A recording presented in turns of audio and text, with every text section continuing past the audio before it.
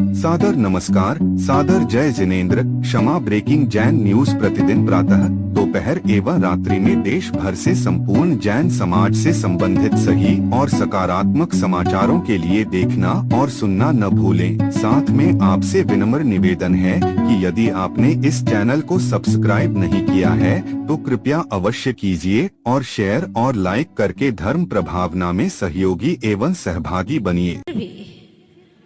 भ्रम में भ्रमता हुआ उन चीजों को पकड़ना चाहता है, पदार्थों को पाना चाहता है और सोचता है कि ये पालूंगा तो मैं सुखी हो जाऊंगा। यहां तक कि मंदिर भी जाता है तो ये सोच करके कि भगवान से मुझे कुछ मिल जाए तो मैं सुखी हो जाऊंगा। यहाँ तक कि व्रत उपवास भी करता है तो इसलिए कि अगर मुझे कुछ मिल गया, धन दौलत ऐश्वर्य, शरीर स्वस्थ हो जाता है। कई लोग कहते हैं कि माताजी उपवास करने से शरीर स्वस्थ हो जाता है, इसलिए हमें तो करना है। लक्ष्य क्या है? स्वस्थता का लक्ष्य ये नहीं है कि मैं कर्मों की निर्जरा करूं, कर्म का विनाश करूं, ये लक्ष्य नहीं है। जबकि तपसा निर्जराच, तप निर्जरा का कारण है कर्म क्षयार्थम तप्यत इति तपः। कर्म के क्षय के लिए जो तपा जाता है वह है तप। वैसे तो आप चाहे कितना ही धर्म का कार्य कर लो, लेकिन क्या क्या किया महत्वपूर्ण ये नहीं है, क्यों क्यों किया है महत्वपूर्ण ये है। आप धर्म स्थानों पर क्यों जाते हैं, व्रत उपवास क्यों करते हैं, आप भगवान की पूजा पाठ क्यों करते हैं। कुछ मांगते हैं, कुछ चाहते हैं, अपने अपने हृदय में जाकर के पूछिएगा कि वास्तव में आप क्या चाहते हैं। ध्यान रखिएगा, प्रभु से थोड़ा मांगोगे तो थोड़ा मिलेगा, प्रभु से अधिक मांगोगे तो अधिक मिलेगा, प्रभु से सब कुछ मांगोगे तो सब कुछ मिलेगा। लेकिन ध्यान रखना, प्रभु से कुछ भी नहीं मांगोगे तो प्रभु ही मिल जाएगा। अब आपकी क्या चॉइस है। मन मानता नहीं है, मांगता है। मन मानता नहीं है, मांगता रहता है। और फिर भजन भी बना दिया, मांगने की आदत मेरी जाती नहीं, तेरे आगे प्रभु मुझे लाज आती नहीं। भजन भी बना दिया, मतलब मैं तो मांगता रहूंगा। कैसे उद्धार होगा। हम सही ध्रुव स्थान तक पहुंच ही नहीं पाते हैं। अभी बार बार बोलना पड़ रहा था कि देखिएगा आपका नाम नहीं आएगा, कृपया आप लोग बुरा नहीं मानना। मतलब ये कहीं ना कहीं से नाम की गुदगुदी चल रही है। हाँ? सम्मान की तमन्ना ही नहीं करना, ये सबसे बड़ा आत्मा का सम्मान है। ध्यान रखना, जहां सम्मान की तमन्ना है वहां पर कौन सा आत्मा का सम्मान है। आत्मा का तो अपमान हो रहा है ना। अगर आप किसी एक व्यक्ति से सम्मान चाहे, सम्मान का मतलब क्या? आप ये चाहते कि वो मेरा नाम ले, तुम्हारा नाम है ही कहाँ, किसका नाम है? ये तो पुद्गल का नाम है और तुम चाहते हो कि पुद्गल का नाम ले। सारे लोगों के बीच में जो गिफ्ट मिलती है उसका एक अलग ही आनंद होता है। माँ कहती है बेटा तुझे बहुत बड़ी गिफ्ट दूंगी। नहीं, मुझे बड़ी नहीं चाहिए, मुझे तो सभा में ही चाहिए, भले छोटी सी दो, एक पेंसिल ही दो, लेकिन सभा के बीच में पाने का एक बहुत बड़ा आनंद होता है। आनंद नहीं है वह, सिर्फ भ्रम है कि लोगों के बीच में मैं इतना बड़ा हो गया, मैंने ये काम किया, मैंने वो काम किया। अरे तूने किया ही क्या है। आचार्य कहते हैं वास्तविकता ये है कि निराहार ही आत्मा का स्वभाव है।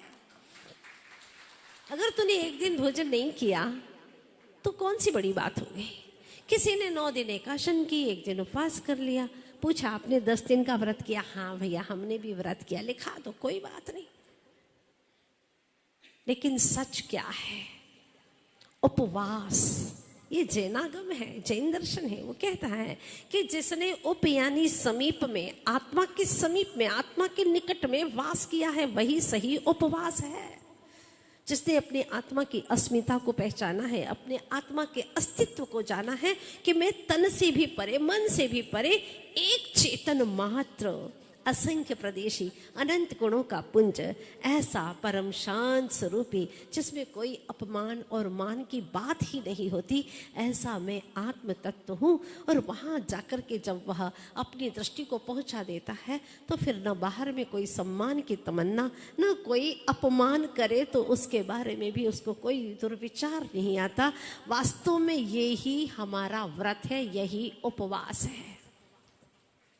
ये भाव आता ही नहीं है उसको कि भाई मेरा नाम तो आपने लिया ही नहीं, क्योंकि मेरा नाम है ही नहीं तो लेंगे क्या, है तो पुद्गल का नाम है। मेरा नाम तो आत्मा है और वो प्रभु ने दिया है, सबको एक साथ दिया है, एक इंद्री से लगा करके पंचेंद्री तक सबका नाम एक जैसा है।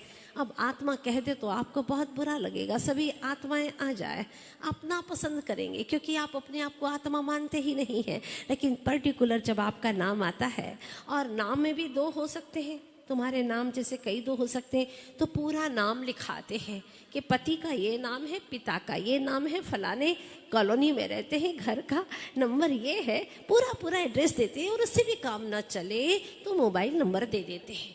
एक बात पूछना चाहती हूँ, क्या ये सब कुछ तुम्हारा असली पता है? सब लोग गर्दन हिला रहे हैं, मतलब आप जानते तो हैं कि हमारा असली पता नहीं है, लेकिन मानते नहीं हैं इस बात को, यही तो सबसे बड़ी बात है।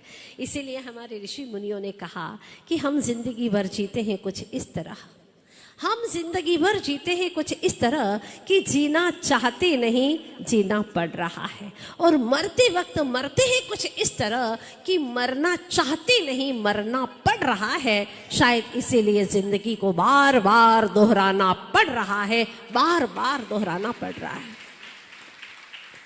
आचार्य भगवत गुरुवर श्री विद्यासागर जी महाराज ने एक दिन प्रवचन के दरमियान कहा था, बड़ी अद्भुत बात कही कि जियो तो ऐसे जियो कि तुम्हें जीवत्व की अनुभूति हो, और मरो तो इस तरह मरो कि तुम्हें अमरत्व की अनुभूति हो।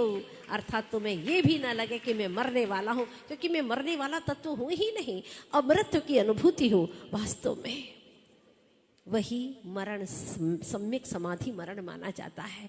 अभी बैठे बैठे मैं सोच रही थी कि जिंदगी ऐसी जियो कि अनंत काल तक मरना ही ना पड़े। हे चेतन आत्मन, ऐसी जिंदगी जियो, हर वक्त अपने स्वरूप में, अपने परमानंद धाम में है ना तुम्हारा ठिकाना, है ना तुम्हारा विश्राम स्थल, है ना तुम्हारा उपाश्रय, है ना तुम्हारा अपना संत भवन। संत भवन भीतर में है, कहीं बाहर में नहीं है, जो ये ईंट और सीमेंट से नहीं बनता, भीतर में है संत भवन। सन यानी संसार का अंत करने वाला संत भवन तेरे भीतर में है। एक बार झांक करके देख तो सही, क्योंकि तुम्हारा विश्राम स्थल तुम्हारे ही भीतर है, और अनंत काल तक विश्राम कर सकते हैं, जैसे कि अनंत सिद्ध भगवान कर रहे हैं।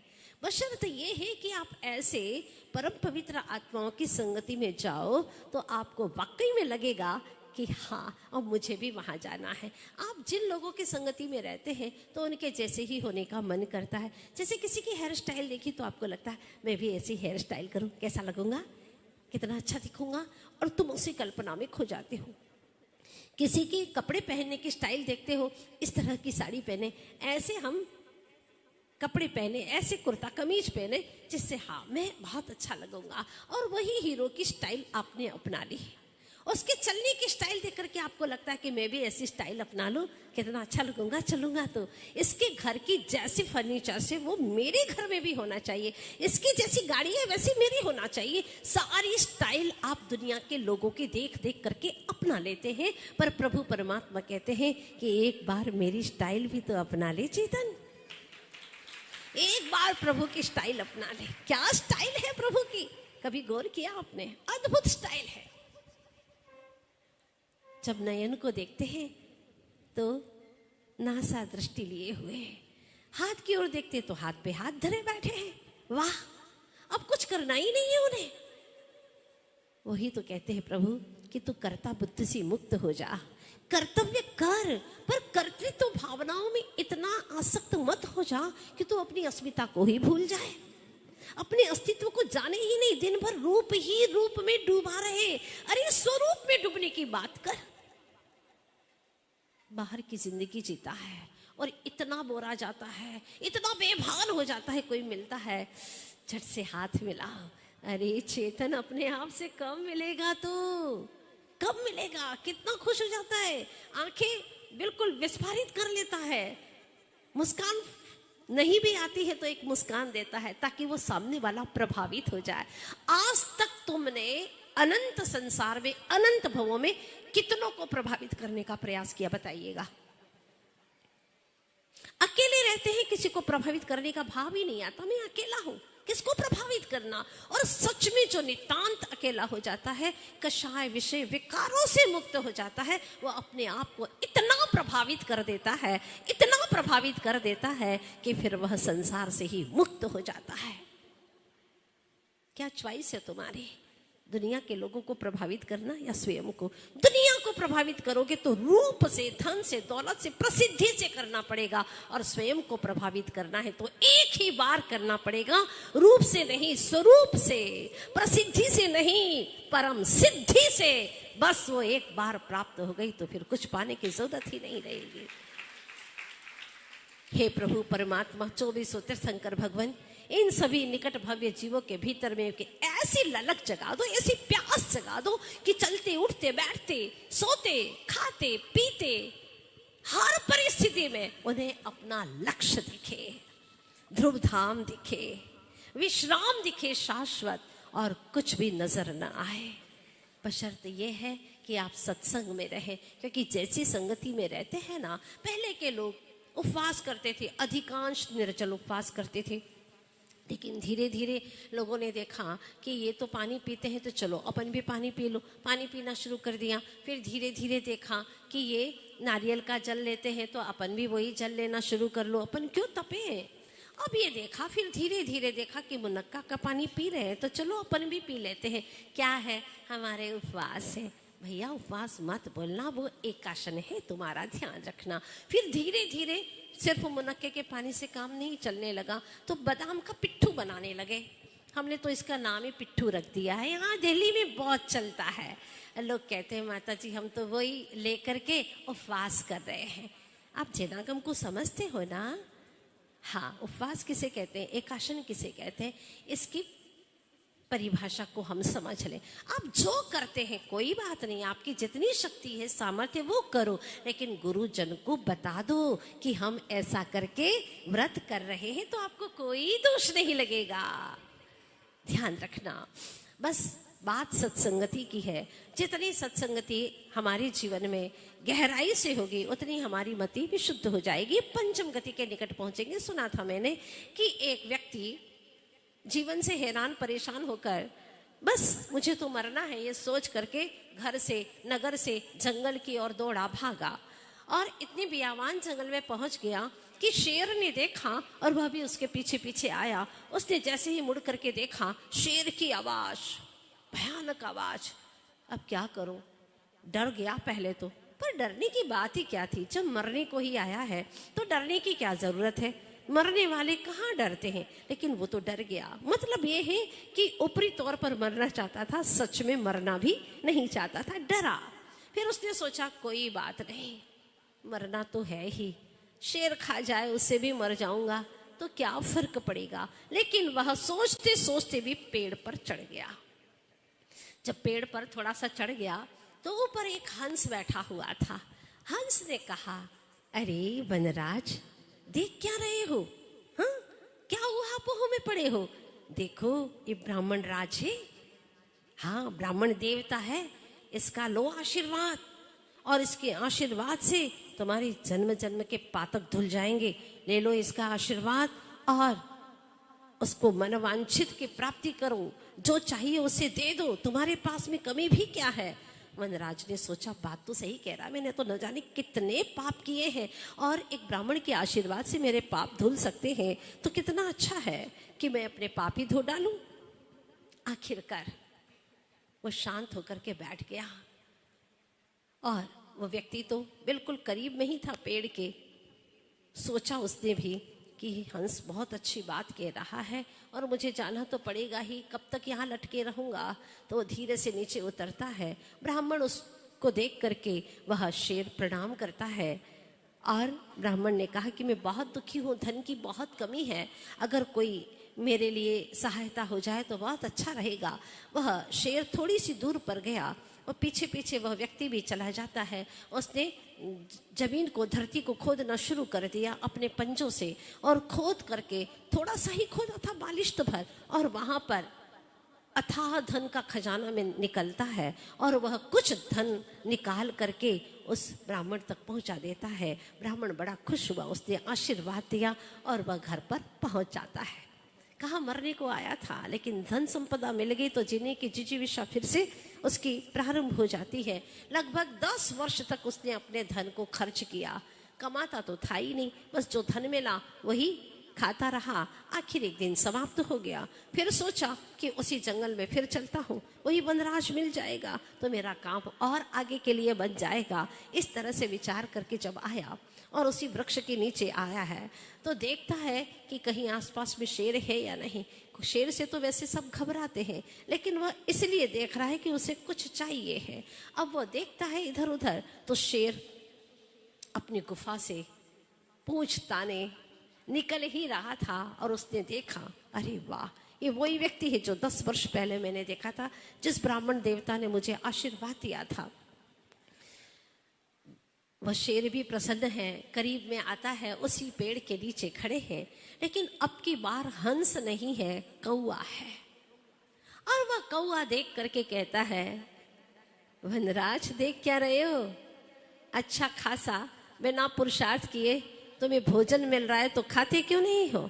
खाओ और अपनी पेट की क्षुधा शांत करो। हाँ, जल्दी करो, देर किस बात की?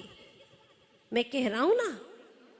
लेकिन ये तो ब्राह्मण देवता है। अरे ब्राह्मण देवता से क्या लेना है, तुम्हें तो अपनी पेट की क्षुधा शमन करना है। आओ जल्दी से, झपटो इसके ऊपर। और कौए ने जैसा किया उसका मन बदला और उसने झपट्टा मारा और उसका जीवन लीला को समाप्त कर दिया।